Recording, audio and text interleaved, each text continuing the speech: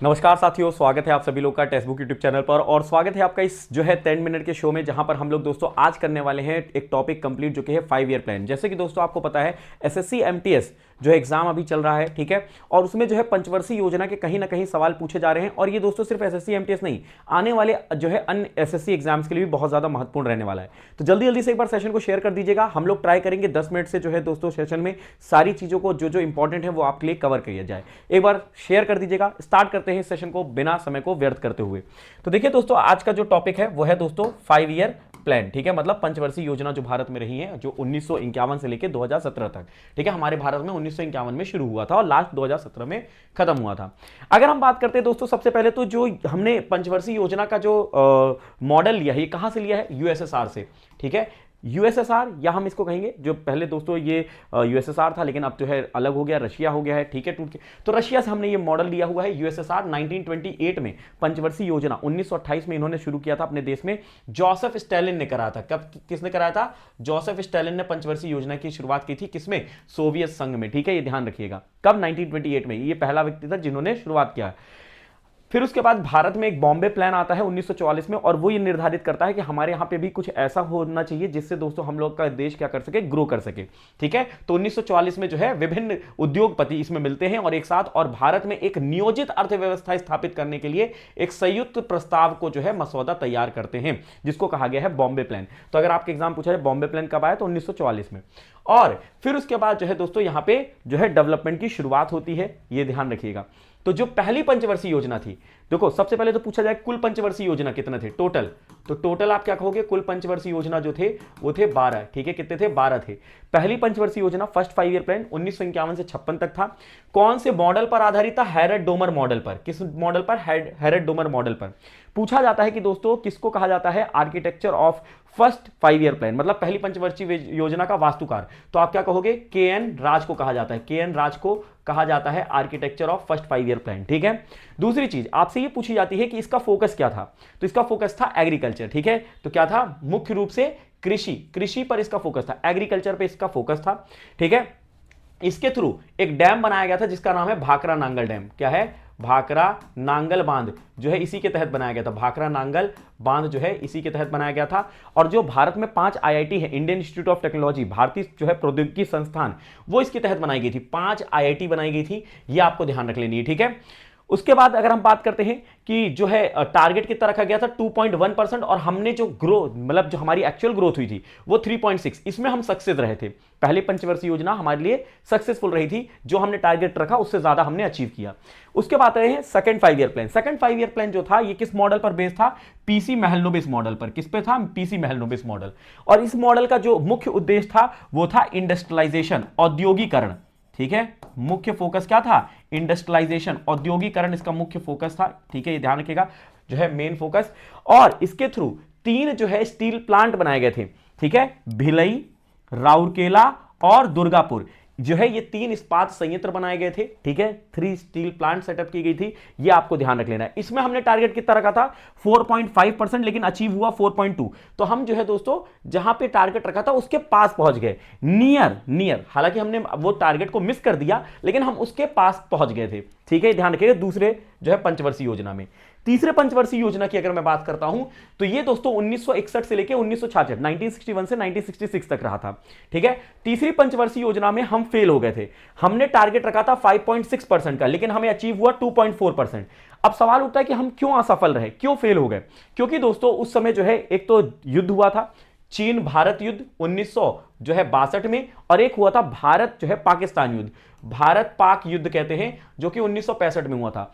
और उस समय 1965-66 में सूखा पड़ा था, मतलब ड्रॉट, जिसकी वजह से जो है दोस्तों ये पंचवर्षीय योजना में हम फेल हो गए थे, ये ध्यान रख लीजिएगा, ठीक है। उसके बाद आते हैं हमारी जो है दोस्तों प्लान हॉलीडे। अब इसमें फेल हो गए। अब दोस्तों जब एग्जाम में कोई फेल हो जाता है तो वो तुरंत एग्जाम नहीं देता, वो फिर प्रिपरेशन करता है और फिर एग्जाम देता है। तो वैसे ही जब हम इसमें फेल हो गए तो हमने थोड़ा सा ब्रेक लिया, जिसको हम कहते हैं प्लान हॉलीडे, योजना अवकाश। योजना अवकाश चली थी 1966 से लेकर 1969 तक, ठीक है। आर्थिक संकट और युद्ध के कारण सरकार की योजना जो है अवकाश घोषित करना पड़ा। एक पंचवर्षीय योजना के बजाय 3 वार्षिक जो है योजनाएं बनाई गई। बोला कि भैया एक पंचवर्षीय योजना नहीं बनाते हैं, ठीक है, क्योंकि बहुत ज्यादा खर्चा हो चुका है, बहुत ज्यादा लॉस हो चुका है, प्रॉपर्टी, लाइफ लॉस। तो हमें काम करते हैं यहां पे एक प्लानिंग जो है प्लान हॉलीडे ले आते हैं, योजना अवकाश ले आते हैं। और इसी योजना अवकाश के तहत जो है दोस्तों यह हरित क्रांति जो है शुरू की गई थी। हरित क्रांति आपको पता है 1966 में आई थी। तो अगर कभी पूछा जाए कि ये किस पंचवर्षीय योजना के अंतर्गत आई, तो आप कहिएगा थर्ड 5 ईयर प्लान के तहत आई थी। लेकिन फोकस हम कब कर पाए थे, तो फोकस कर पाए थे कब, फोर्थ 5 ईयर प्लान में। ये भी याद रखेंगे, ठीक है। तो ये ध्यान रखिएगा 1966 में ग्रीन रेवोल्यूशन आया था, हरित क्रांति आई थी, ठीक है। आगे बात करते हैं चौथा पंचवर्षीय योजना, जिसको हम कहते हैं गडगिल फॉर्मूला। क्या कहते हैं, Gadgil formula. Third 5 year plan को कहते हैं गडगिल योजना। क्या कहते हैं, गडगिल योजना कहते हैं, ठीक है, गडगिल योजना। और ये क्या है, गडगिल फॉर्मूला है, ठीक है, ये ध्यान रखिए। फोर्थ 5 ईयर प्लान 1969 से लेकर 1974 तक चली थी। इसमें दोस्तों क्या था थीम, स्थिरता के साथ विकास और आत्मनिर्भरता पर जोर देना, इसका ये विषय था, ठीक है। और इसके तहत जो है 14 प्रमुख भारतीय बैंकों का राष्ट्रीयकरण किया गया। आपको याद होगा 1969 में जो 14 बैंक थे उनको क्या किया गया, नेशनलाइज किया गया, ठीक है। ये क्वेश्चन आपके एसएससी एमटीएस में पूछा भी गया था कि कितने बैंकों को नेशनलाइज किया गया, ठीक है, ये ध्यान रखें। और हरित क्रांति ने कृषि को बढ़ावा दिया, ठीक है, क्योंकि हमारे भारत में सूखा पड़ गया था, ठीक है, याद होगा तीसरे पंचवर्षीय योजना में। और उसी के लास्ट में हमने हरित क्रांति लॉन्च की थी कि भैया जिससे दोस्तों हम लोग क्या कर सके, गेहूं और चावल को उत्पादित ज्यादा कर सके। तो यहां पर ज्यादा फोकस किया गया और जिससे क्या हुआ, हरित क्रांति की वजह से कृषि में बढ़ावा देखने को हमें मिला। और यहां पे सूखाग्रस्त क्षेत्र कार्यक्रम शुरू किया गया, ठीक है। और हम इसमें सक्सेस रहे थे। टारगेट हमने लिया था दोस्तों जो है यहां पे 5.6, लेकिन एक्चुअल 3.3 हुआ था। हम सक्सेस इसलिए बोल रहे हैं क्योंकि हम हरित क्रांति में सक्सेस हुए थे, टारगेट अचीव करने में तो नहीं सक्सेसफुल हुए, लेकिन हम जो है ग्रीन रेवोल्यूशन जो हमने लॉन्च किया था 1966 में, उसमें हम सक्सेस रहे थे, ठीक है। पांचवी पंचवर्षीय योजना, फिफ्थ 5 ईयर प्लान, जिसको दोस्तों कहा जाता है कि ये जो है अगर हम बात करें डीपी धार मॉडल पर आधारित है। डीपी धार मॉडल ऐसे कहा जाता है, डीपी धार मॉडल पर यह आधारित है, ठीक है। और इसमें क्या बोला गया था कि रोजगार बढ़ाने की बात की गई थी, ठीक है, गरीबी को हटाने की बात की गई थी। तो गरीबी हटाओ जो नारा दिया गया था वो पांचवी पंचवर्षीय योजना के तहत दिया गया था।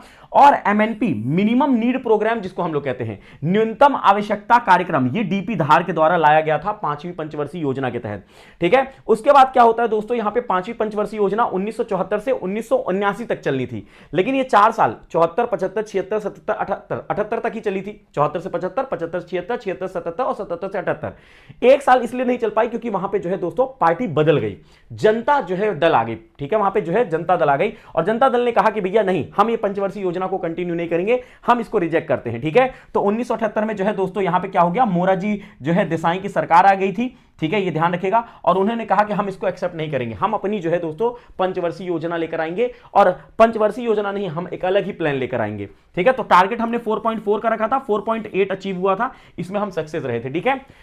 अब जब ये दोस्तों रिजेक्ट हो गया तो छठवीं पंचवर्षीय योजना लानी थी। तो इन्होंने क्या कहा कि हम रोलिंग प्लान लाएंगे। रोलिंग प्लान क्या है दोस्तों, इसमें कहा गया कि अभी 5 साल में आप लोग क्या करते हो, चीजों को डिसाइड करते हो और उसको टारगेट करते हो और 5 साल के बाद रिपोर्ट जारी करते हो कि हमने उसको अचीव किया या नहीं किया। अब रोलिंग प्लान में ऐसा नहीं होगा, मतलब जो छठवीं पंचवर्षीय योजना होगी जो अब लॉन्च होगी उसमें ऐसा नहीं होगा। हर साल जो है क्या किया जाएगा, टारगेट रखा जाएगा, अचीव किया जाएगा और उसको पब्लिक किया जाएगा और फिर नेक्स्ट ईयर के लिए हम टारगेट करेंगे।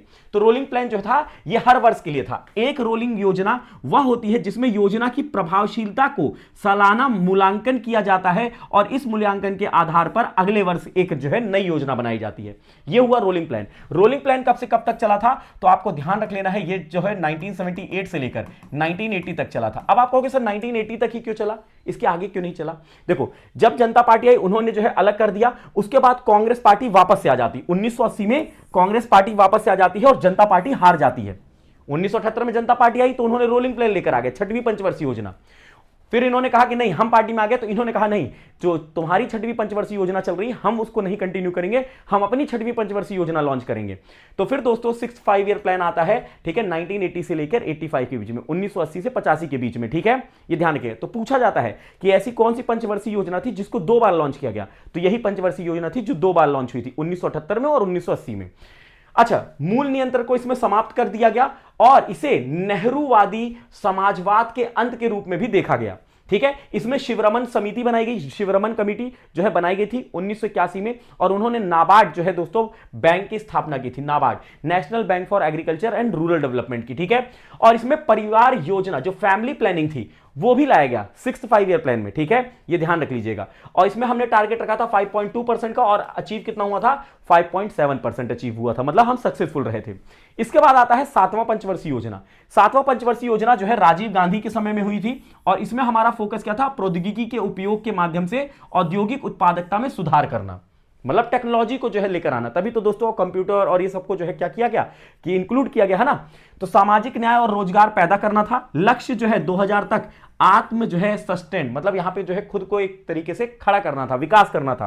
टारगेट हमने 5.0 रखा था, 6.01% जो है अचीव हुआ, इसमें भी हम सक्सेस रहे। उसके बाद आता है दोस्तों यहां पे जो है आपका 8th प्लान आता है, ठीक है, 8th प्लान आता है 1992 से। लेकिन 1992 से पहले मैं आपको बता दूं, जब ये खत्म होता है 1990 में, तो दोस्तों एक और जो है गैप आता है जिसको हम लोग कहते हैं 3rd प्लान हॉलीडे या एनुअल प्लान कहते हैं। क्या कहते हैं, एनुअल प्लान, ठीक है। तो एनुअल प्लान जो था 1990 से 92 के बीच में, क्योंकि दोस्तों हमारे यहां पे उस समय क्या हो गया था, आर्थिक संकट आ गया था, इकोनॉमिक क्राइसिस आ गया था, ठीक है, इकोनॉमिक क्राइसिस। और उसी समय जो है दोस्तों आर्थिक सुधार, इकोनॉमिक रिफॉर्म लाया गया था, जिसको हम एलपीजी रिफॉर्म कहते हैं, लिबरलाइजेशन, प्राइवेटाइजेशन, ग्लोबलाइजेशन, उदारीकरण, निजीकरण, वैश्वीकरण, ये लाया गया, ठीक है। और उस जब ये खत्म हो गया 1992 में, तब 8th 5 ईयर प्लान लाया गया 1992 से 97, ठीक है। ये दोस्तों नया भारत की तरफ ले जाने की कोशिश की गई थी। टारगेट हमने रखा था 5.6, अचीव हुआ था 6.8, तो इसमें हमने अच्छा जो है स्कोर किया था, ये ध्यान रखिएगा, ठीक है। ये 1 जनवरी 1995 को भारत विश्व व्यापार संगठन का जो है मेंबर बना, WTO का मेंबर बना था, वर्ल्ड ट्रेड जो है ट्रेड ऑर्गेनाइजेशन का मेंबर बना भारत 1 जनवरी 1995। उद्योगों को आधुनिकरण, जनसंख्या नियंत्रीकरण, गरीबी में कम करना और बुनियादी ढांचे को मजबूत करना, ये दोस्तों उद्देश्य था। मतलब क्या है दोस्तों, यहां पे जो गरीबी है उसको कम करना है, ठीक है, जनसंख्या नियंत्रण मतलब पॉपुलेशन कंट्रोल करना है, उसके अलावा जो है उद्योगों को आधुनिकरण करना है, मतलब जो है हमारी जो इंडस्ट्रीज है उनको मॉडर्नाइज करना है, ठीक है, ये इसका मतलब है। और विकेंद्रीकरण के माध्यम से जो है दोस्तों पंचायतों, और विकेंद्रीकरण मतलब होता है डिसेंट्रलाइजेशन, ठीक है। आपको याद होगा 73वां संवैधानिक संशोधन और जो है दोस्तों 74वां संवैधानिक संशोधन 1992 में आया था, उसके तहत जो है पंचायती राज और नगर पालिका आई थी, ठीक है, ये ध्यान रखेंगे। आगे बात करते हैं 9वीं पंचवर्षीय योजना 1997 से 2002 तक चली थी, ठीक है। 50 स्वतंत्रता के 50 वर्ष जो है दोस्तों पूरे हो चुके थे, ठीक है। 1947 में हम आजाद हुए थे और 1997 की ये बात है, ठीक है। तो उस समय जो है दोस्तों लगभग 50 साल हमें ओवर हो चुके थे।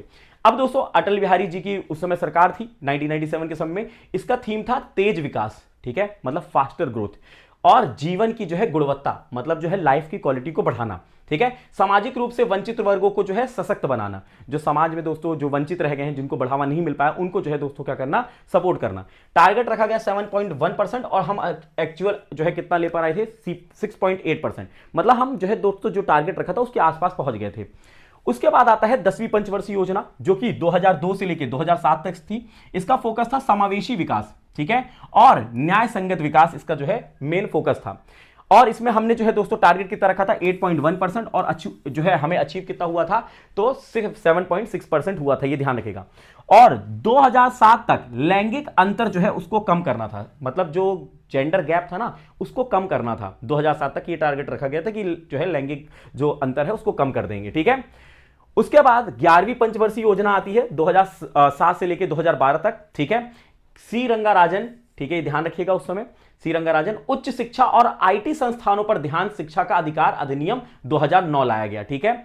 और आपको याद होगा 2009 में जो है दोस्तों राइट टू एजुकेशन जो अधिनियम था उसको पारित किया गया था और 2010 में उसको लागू कर दिया गया था, राइट टू एजुकेशन 1 अप्रैल 2010 को, ठीक है, पेश किया गया। 6 से 14 वर्ष के बच्चों के लिए मुफ्त शिक्षा की बात की गई और इसका थीम था तीव्र और अधिक समावेशी विकास, ठीक है, ये ध्यान रखिएगा, मतलब जो है फास्टर एंड सस्टेनेबल ग्रोथ, ठीक है। टारगेट रखा 9% और अचीव कितना हुआ 8% अचीव हुआ था। उसके बाद आता है 12वां और आखिरी जो पंचवर्षीय योजना था, जो 2012 से लेकर 2017 तक था। इसकी थीम थी तेज, ज्यादा समावेशी और टिकाऊ जो है विकास करना, ठीक है, ये ध्यान रखिएगा। प्रमुख लक्ष्य क्या थे, सभी गांवों में बिजली मतलब इलेक्ट्रिसिटी सभी जो है गांवों तक पहुंचाना है। स्कूलों में लैंगिक और सामाजिक अंतर को जो है दोस्तों दूर करना, मतलब जो है जो भी जेंडर गैप आ रहा है, ठीक है, उसको दूर करना है। हर साल 1 मिलियन हेक्टेयर हरित आवरण को बनाना, ग्रीन कवर को जो है बढ़ाना है। और 2012 में राष्ट्र विकास परिषद ने 8% की वृद्धि दर को मंजूरी दी थी, ठीक है। तो ये था दोस्तों, और यहां पर मैंने आपके सामने जो है लिख दिया है कि कौन सी पंचवर्षीय योजना किस समय आई थी, उस समय जो है दोस्तों किस मॉडल पर आधारित थी, ठीक है, उसमें ग्रोथ कितना हुआ था, हमने टारगेट कितना रखा और हमको ग्रोथ कितनी मिली थी, वो मैंने यहां पे आपको दिखा दिया है, जिससे आप लोग को पूरा यहां पे एक ही जगह पे पता चल जाएगा। तो ये एक छोटा सेशन था, उम्मीद करता हूं ये सेशन आप सबके लिए यूजफुल रहेगा। और ये सिर्फ एमटीएस के लिए नहीं, ये आने वाले जो भी एग्जाम की आप तैयारी कर रहे हो, selection post, stenographer, CGL, CHSL, उनके लिए भी यूजफुल रहने वाला है। तो अगर सेशन अच्छा लगा है तो लाइक करिएगा, शेयर करिएगा, कमेंट बॉक्स में कमेंट करके बताइएगा कि अगला जो है सेशन आप किस टॉपिक पे चाहते हैं। और हाँ, अगर आप डिटेल में और कवर करना चाहते हैं तो आप हमारे साथ सुपर पास लाइव पे जुड़ सकते हो। इसी वीडियो के नीचे डिस्क्रिप्शन में लिंक है, ₹1 में 2 दिन का आपको ट्रायल सेशन मिलता है। आप जाएंगे वहां पे कूपन कोड यूज करेंगे गौरव एम, इसी वीडियो के नीचे आपको वहां पे लिंक मिलेगा, और डिस्काउंट लेके जुड़ जाइएगा, तैयारी शुरू कर दीजिएगा। सुपर पास लाइव में ऑलरेडी फाउंडेशन क्लासेस शुरू हो चुकी हैं। चलिए मिलते हैं अगले सेशन में, बाय बाय, टेक केयर, जय हिंद, जय भारत।